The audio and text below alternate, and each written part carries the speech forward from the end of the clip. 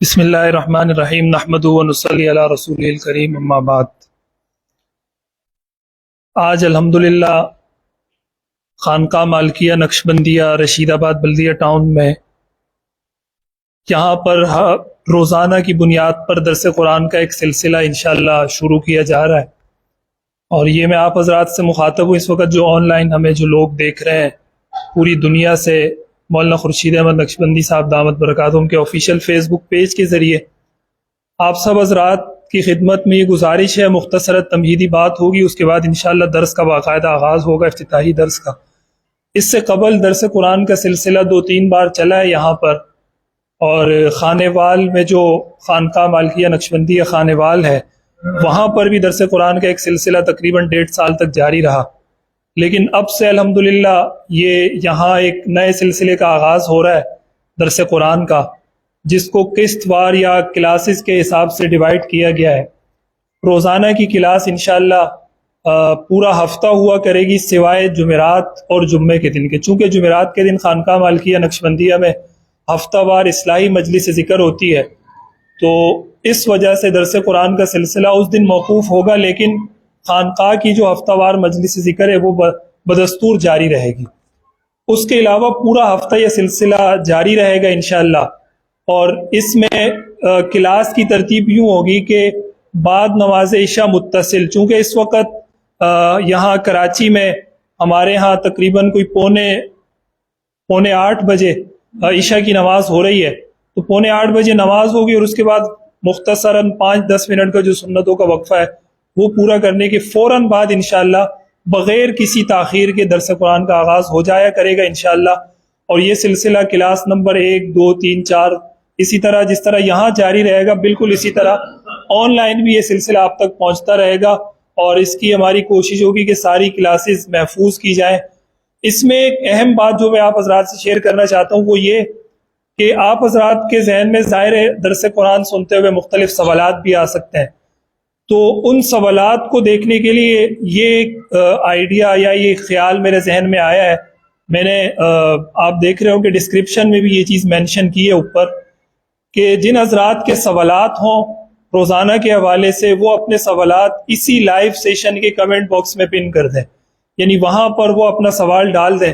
سوال کا طریقہ کار یہ ہے کہ آپ اپنے نام اور شہر کے نام کے ساتھ اپنا سوال جو بھی ہے وہ آپ اسی لائیو سیشن کے کمنٹ باکس میں ڈال دیں، یا ہمارا جو بھی لائیو سیشن چل رہا ہو درس قرآن کے سلسلے کا کسی بھی لائیو سیشن کے کمنٹ باکس میں آپ سوال ڈالیں گے، ہماری ایڈمن ٹیم انشاءاللہ وہ سوال اٹھا لے گی، اور پورے ہفتے کے سوالات جمع کرنے کے بعد آئندہ جو آنے والا سیٹرڈے یعنی ہفتے کا دن ہوگا انشاءاللہ، یعنی آج ہفتہ ہے اور ایک آئندہ آنے والا ہفتہ ہوگا، تو اس پورے ویک میں جتنے بھی سوالات جمع ہوں گے ان کو ایک پیپر کی شکل میں یا 1، 2، 3، 4 کی شکل میں لکھ کر حضرت کے سامنے پیش کر دیا جائے گا، اور آئندہ ہفتے پھر انشاءاللہ ان سب سوالات کے جوابات آپ کے نام اور شہر کے نام کے ساتھ جن لوگوں کے سوالات ہمارے پاس آئے ہوں گے ان کے جوابات انشاءاللہ آپ کو ملیں گے۔ تو آپ نے یہ اس چیز کو خود بھی سننا ہے غور سے، اور دیگر حضرات تک بھی یہ چیز شیئر کریں، ایک بہت مفید سلسلہ ہے انشاءاللہ، اور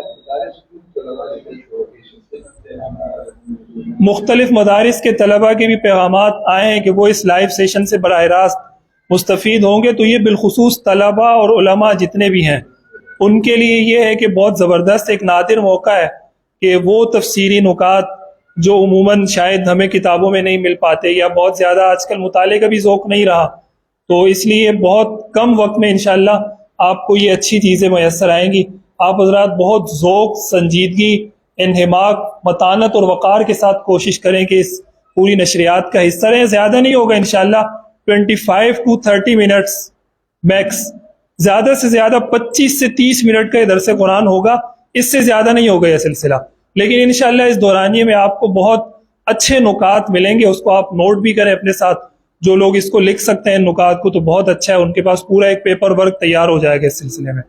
تو ہم انشاءاللہ آج کے اس سلسلے کا باقاعدہ افتتاحی درس قرآن کا آغاز کر رہے ہیں، آپ حضرات سے گزارش ہے کہ متوجہ ہو جائیں، جزاکم اللہ۔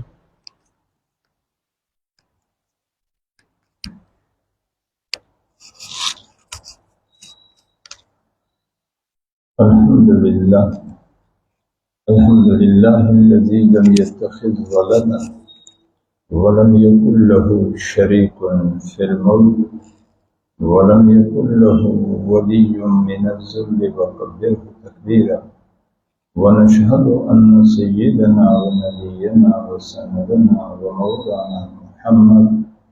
ومولانا محمدا عبده ورسوله صلی اللہ تعالی علیہ وعلى آلہ وأصحابہ اجمعین اما بعد فاعوذ باللہ من الشیطان الرجیم بسم اللہ الرحمن الرحیم الحمد للہ رب العالمین الرحمن الرحیم مالک یوم الدین ایاک نعبد وإیاک نستعین اهدنا الصراط المستقيم صراط الذين أنعمت عليهم غير المغضوب عليهم ولا الضالين آمين سبحان ربك رب العزة عما يصفون وسلام على المرسلين والحمد لله رب العالمين درود شریف پڑھ لیں اللهم صل على سيدنا ومولانا محمد وعلى آل سيدنا ومولانا محمد وبارك وسلم عليه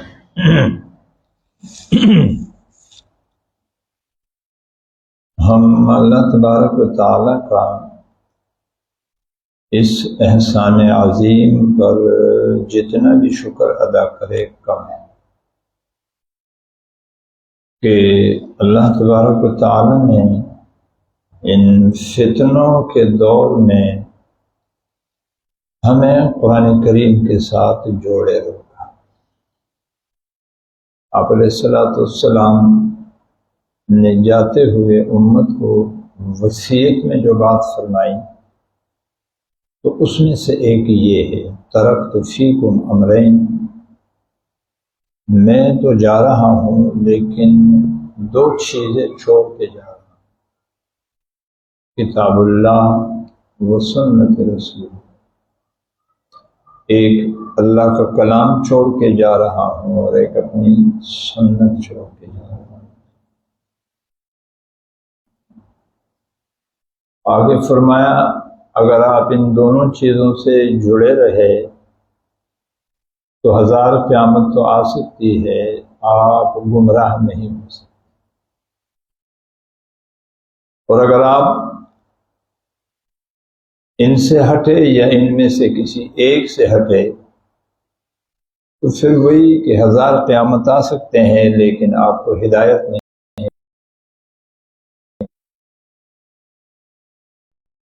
تو یہ ہدایت کا سامان بھی ہے اور ملے ہوئے ہدایت پر عافیت سے رہ کر استقامت کا سامان بھی ہے۔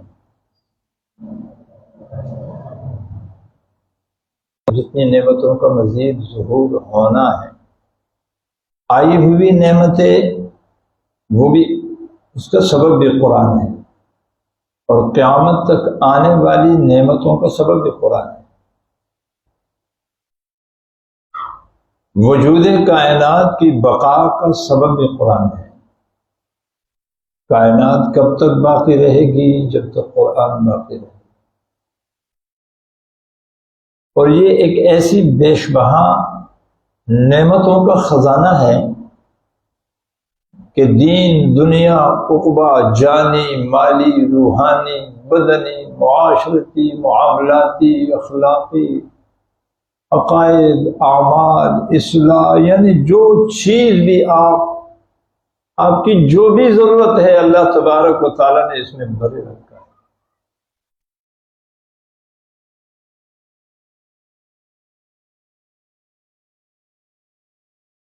ایک ایک نعمت کائنات کی اگر اس کا گننا شروع کرو تو وہ سارے کے سارے اللہ نے قرآن کریم میں۔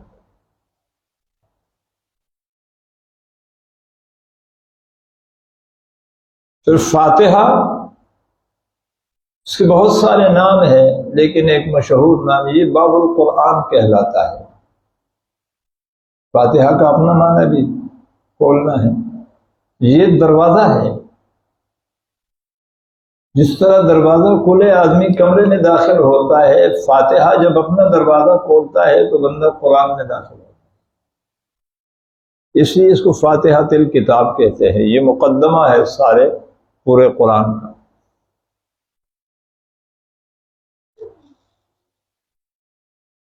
دینی کوئی نعمت چاہیے ہو یا دنیا کی کوئی چیز چاہیے ہو،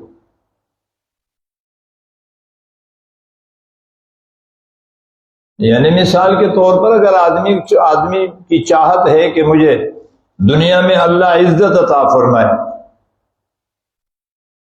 تو سنیں بنی اسرائیل کی آخری آیت ہے قل الحمد للہ الذی لم یتخذ ولدا ولم یکن له شریک فی الملک ولم یکن له ولی من الذل وکبرہ تکبیرا۔ آقا فرماتے ہیں کہ یہ آیات عزت ہے۔ صحابہ کرام سے فرمایا کرتے تھے کہ ان کو اپنے بچوں کو یاد کرواؤ، تو ہر صحابی اپنے بچے کو ان آیاتوں کو یاد کرواتے تھے۔ اگر آپ کو عزت چاہیے ان آیاتوں کو یاد کر لو اور انہی کے ذریعے سے اللہ سے مانگنا شروع کر دو، صبح شام 7 مرتبہ اس کا ورد شروع کر دو، اللہ تبارک و تعالیٰ آپ کو معزز بنا دے۔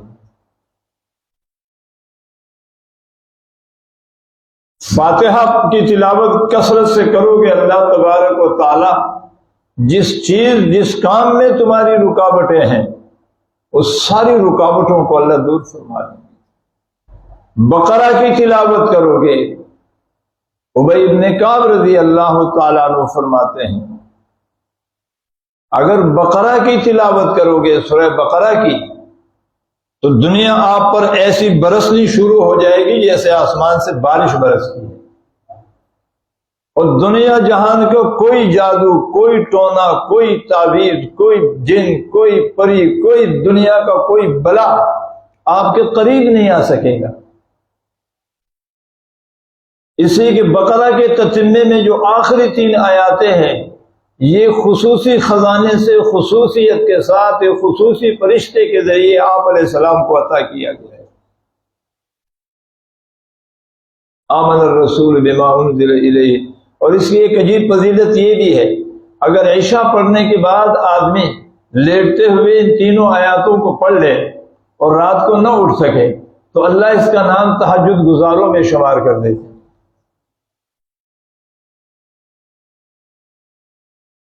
تو اب بقرہ کے پڑھنے سے اللہ تبارک و تعالیٰ دنیا اور آخرت کا مال و متاع عطا کر دیتے ہیں، دنیا جہان کے ہر قسم کی جادو ٹونے سے حفاظت فرما دیتے ہیں۔ فرمایا اگر سورہ یاسین کی تلاوت کرو گے اللہ حشر کے پیاس کو بجھا دے گا۔ سورہ دخان کی تلاوت کرو گے اللہ تبارک و تعالیٰ حشر کی ہولناکی سے محفوظ کر دے گا۔ سورہ واقعہ کی تلاوت ہر مغرب کے بعد کرو گے اللہ تبارک و تعالیٰ 1000 قیامت تو لائے گا، تمہارے گھر میں فقر و فاقہ نہیں آئے گا۔ سورہ ملک کی تلاوت کرو گے، یہ 30 آیتوں کی تلاوت ہے۔ آقا نے فرمایا میرا جی چاہتا ہے کہ میرے ہر امتی کے سینے میں یہ 30 آیاتیں ہو۔ اگر یہ 30 آیاتیں سورہ ملک آدمی عشاء کے بعد پڑھے، فرمایا قبر کے عذاب سے اللہ محفوظ کر دیتا ہے۔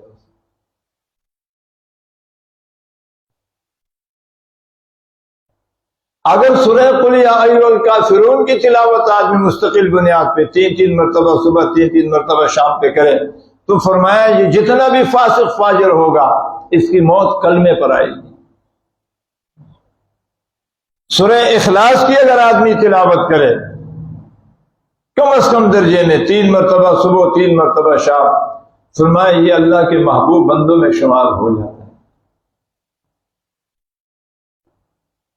اور دوسری فضیلت یہ بھی حدیث پاک میں ذکر کی ہے، جو سورہ اخلاص کی کثرت سے تلاوت کرتے ہیں اللہ اسے منافقت سے برات کا اعلان کر دے۔ سورہ فلق کی تلاوت کرو گے اللہ گرد و پیش کے حاسدین کے حسد سے محفوظ کر دے گا، اور سورہ ناس کی تلاوت کرو گے اللہ تبارک و تعالی شرور جنی اور انسی سے اللہ تبارک و تعالی وسواس سے حفاظت فرما دے گا۔ اب بتاؤ وہ کون سی چیز ہے جو دنیا اور آخرت کی ہمارے پاس ہمیں ضرورت ہے اور قرآن میں نہیں ہے؟ تو میں نے آپ کو صرف تتمہ ذکر کیا قرآن کا، اس طرح تو ایک ایک لفظ میں ایک ایک جملے میں کمال ہے۔ بہرحال تو قرآن کریم کی ابتدا کے لیے قرآن کا اپنا حکم ہے، فَإِذَا قَرَأْتَ الْقُرْآنَ فَاسْتَعِذْ بِاللَّهِ۔ قرآن نے خود کہا ہے کہ جب مجھے کھولو تو اس سے پہلے اعوذ باللہ پڑھا کرو، مجھے کھولنے سے پہلے اعوذ باللہ پڑھا کرو، اعوذ باللہ پڑھے بغیر مجھے نہ کھولا کرو۔ یا اللہ یہ بات سمجھ میں نہیں ہے، دنیا جہان کے سارے کام بغیر اعوذ باللہ کے ہم کرتے ہیں، جب قرآن کھولتے تو اعوذ باللہ کی ضرورت ہوتی ہے کہاں؟ ہاں، اسی کی دنیا کا مسلمہ اصول یہ ہے کہ دفع مضرت پہلے ہوتا ہے جلب منفعت سے۔ ایک جگہ نقصان ہونے کا خطرہ ہے اور ایک جگہ نفع آنے کا خطرہ ہے، نفع آنے کی امید ہے۔ تو یہ مسلمہ اصول ہے کہ آدمی پہلے اس نقصان سے بچنے کی کوشش کرتا ہے۔ جی، جب نقصان سے بچ جائے تو پھر وہ نفع کی طرف آتا ہے۔ نقصان سے بچنے کو کتابی اصطلاح میں دفع مضرت کہتے ہیں اور حصول نفع کو جلب منفعت کہتے ہیں۔ تو یہ فطرتی تقاضا ہے کہ آدمی کی چاہت یہ ہوتی ہے کہ پہلے نقصان سے بچ جائے، بعد میں نفع کی طرف آ جائے۔ مثال کے طور پر آدمی کے پاس مدینے کا بہترین عود ہے لیکن کپڑے میلے ہیں، بدبودار ہے، پسینے سے بھرے ہوئے ہیں، اب اس سے اس عود کا وہ مزہ نہیں آئے گا۔ پہلے کپڑوں کو صاف کیا جائے گا، پسینے کو صاف کیا جائے گا، نہائے دھوئے، کپڑے بدلی کرے، صاف ستھرا ہو جائے، یعنی دفع مضرت ہو گیا، اس کے بعد پھر وہ عود کی خوشبو لگائے جلب منفعت، اب اس کی خوشبو صحیح جائے گی۔ آپ کلمے میں غور کریں، کلمے میں بھی اللہ تبارک و تعالیٰ نے اسی اصول کو قائم کیا، لا الہ الا اللہ۔ یہ دفع مضرت ہے کہ پہلے دل کو غیر سے پاک کر دو، دل کو غسل دو، جس طرح جسم کو غسل کے دینے کے بعد عود لگاتے ہو تو دل کی دنیا کو بھی لا الہ الا اللہ، لا الہ سے غسل دو، دفع مضرت ہے۔ غیر کی محبت سے خالی کر دو، غیر کی عبادت سے خالی کر دو، غیر کی طرف میلان سے خالی کر دو۔ تو جب دل غیر سے خالی ہو جائے گا پھر الا اللہ کا مزہ آئے گا، پھر جلب منفعت ہوگی۔ الا اللہ سمجھ میں اس وقت تک نہیں آئے گا جب لا الہ نہیں سمجھو گے۔ تو لا الہ دفع مضرت ہے کہ لا معبود الا اللہ، لا موجود الا اللہ، کوئی نہیں اس کے سوا۔ جب یہ یقین پختہ ہو جائے کہ انی اسمع و ارا، یہ یقین پختہ ہو جائے کہ وہ افوض امری الی اللہ، کہ جب یہ یقین پختہ ہو جائے کفا باللہ حسیبا، جب یہ یقین پختہ ہو جائے حسبنا اللہ و نعم الوکیل، جب یہ یقین پختہ ہو جائے الیس اللہ بکاف عبدا، یہ لا الہ ہے، تو اس کے بعد جب الا اللہ نیچے اترتا ہے تو اپنی بہاروں کو لے کے نیچے دل میں اترتا ہے، پھر اسے کائنات میں سوائے اللہ کے کوئی نظر ہی نہیں آتا ہے، اور پیچھوں کے کچھ ہوتا نہیں ہے، تو پھر جو اس کے ہاتھ اٹھتے ہیں، ہاتھ بعد میں اٹھتے ہیں اور کام پہلے بنتا ہے۔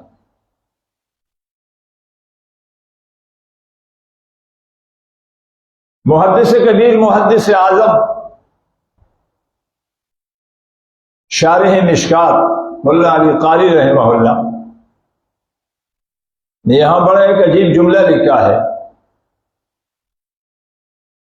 فرمایا یہ جو بڑے لوگ ہوتے ہیں، اور ہم نے کتنے بجے شروع کیا تھا؟ گھڑی کو دیکھا تھا کسی نے؟ سارے گم ہو گئے تھے، میں تو لگایا تھا لیکن میں بھول گیا تاکہ وقت کی پابندی ہو۔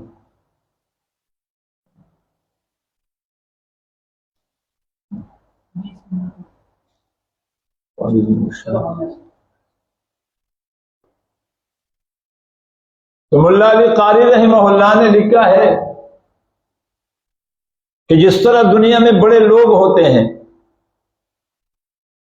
انہوں نے اپنی حفاظت کے لیے بغلوں کی چوکیداری کے لیے پارلر سے بڑے بڑے خونخوار بیڑیا کی طرح کتے منگائے ہوئے ہوتے کہ ہر نتو خیرہ ایرا غیرہ اندر داخل نہ ہو۔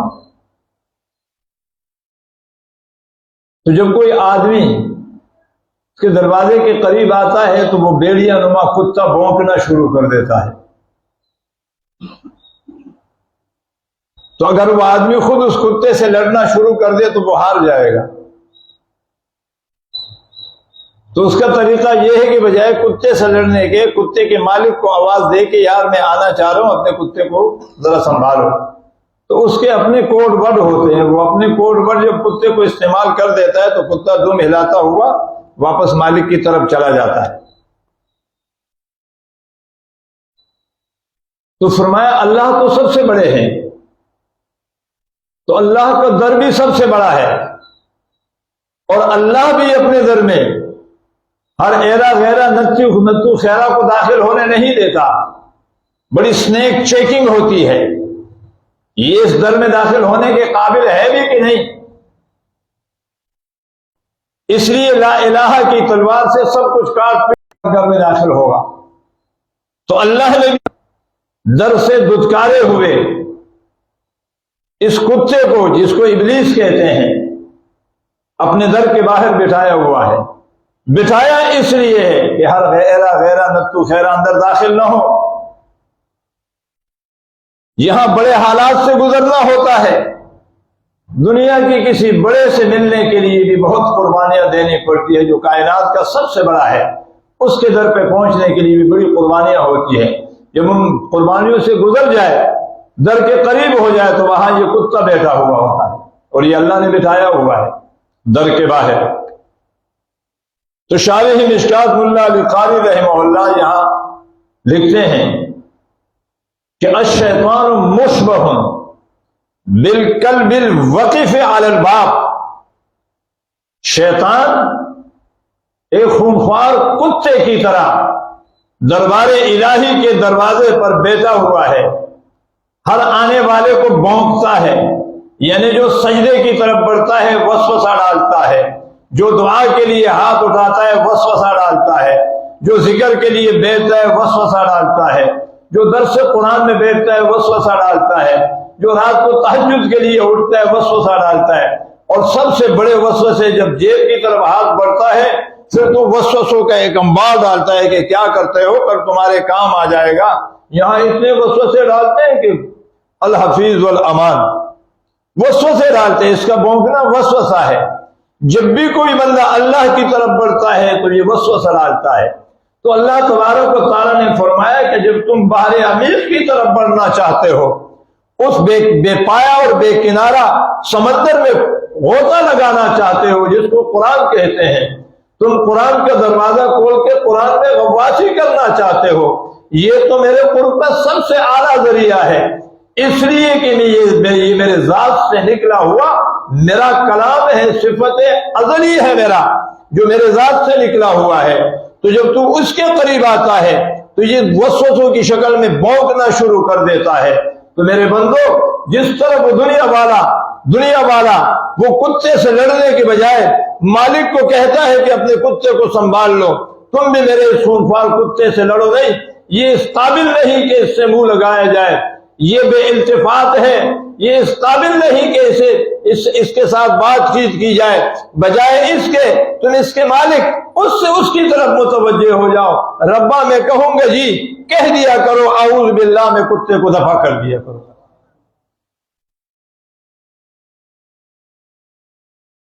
اس لیے اعوذ باللہ من الشیطان الرجیم کو پہلے لایا کہ یہ دفع مضرت ہے، یہ کتا راستے سے ہٹے گا تو پھر جلب منفعات کی طرف بڑھے گا۔ یہ وسوسے ڈالتا ہے دل میں، بس حدیث پاک میں آتا ہے یہ جہاں مہر نبوت لگی ہوئی تھی نا جناب رسول اللہ، پیار سے کہہ دو،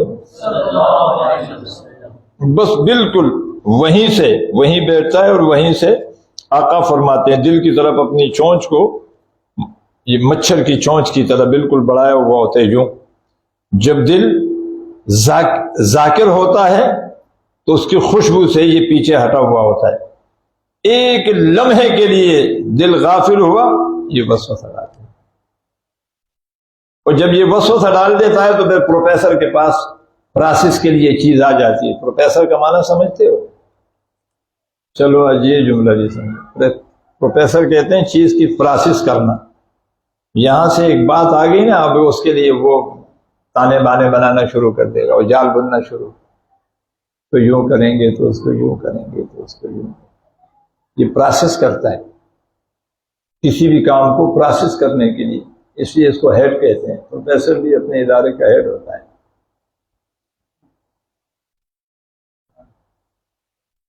پروسیس کرتا ہے تو یہ وسوسہ ڈالتا ہے. تو جب بندہ کہتا ہے اعوذ باللہ من الشیطان الرجیم تو اس کا چونچ پیچھے ہٹ جاتا ہے. اس کے اللہ اپنی زبان میں اپنے کوڈ ورڈ میں اس کو سمجھا دیتے، کتے اس سے پیچھے ہٹ،